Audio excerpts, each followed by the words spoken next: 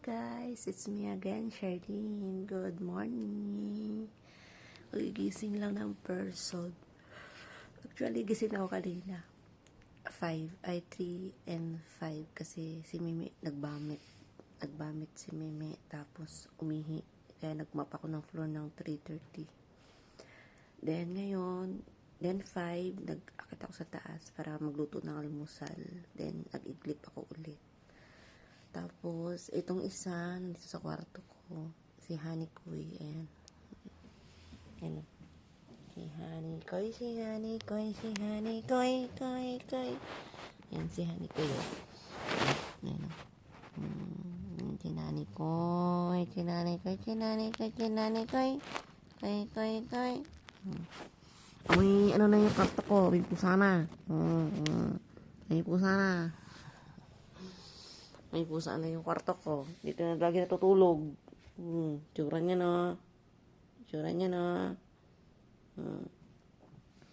Gusto matulog kasi laging nakabukas yung pinto ko. Binubuksan ko lang yung pinto ko kasi nga pagka mapasok yan siya. May kwarto yan pero dito lang ano lang yun dito. Yan. Papampam yan eh. Papampam yan si Honey. Papampam. Yan o.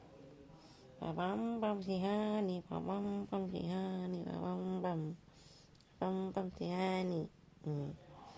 Si Mimi naman hindi na siya kumakain talaga. Hinang-hina na talaga si Mimi. Tapos ngayong umaga, pinatry ng amo ko yung vitamins niya. Yung sinizip-sip niya lang na matamis. Pinatry niya na kaunti. Yung bigyan namin kanina. Tapos ngayon, yung tulog naman si Mimi nakahiga. Pero pa siya nilalamig na ewan. Tapos talaga siya inom ng tubig. Ayaw talaga niyang kumain. Kahit anong ipaamoy ko sa kanya nakakainin, ayaw. Tubig lang talaga ng tubig. Yun. Tapos yung binibigay ko na na parang Yakult na may itlog, na may ginger. Parang ayun yung sinukan niya kagabi. Madaling araw. Kasi yung suka niya, medyo madilaw-dilaw na malagkit-lagkit, ganun yung niya, suka niya kaninang madaling araw. Parang plema, parang ganun. Pero maano pa rin siya. Mahit na tamlay talaga, tapos pasuray-suray na yung lakad niya. Hindi ko nga alam kung anong sa kanya, anong sakit niya. Ayun na kasi, painom ng amo ko yung gamot. Kasi gawa ng pag pinainom mo yung gamot, lalo siyang susuka, lalo siyang manghina. Kaya ayun, baka ending na to ni Mimi kasi hina na talaga siya. Pero hindi ko lang sure kasi naglalakad pa naman. Tapos pagka hinahawakan mo, kinakausap mo, nag-response pa naman siya. Pero talagang ayaw niyang kumain. Yun lang talaga yung problema. Ayaw niyang kumain. Malamig na yun dito, guys.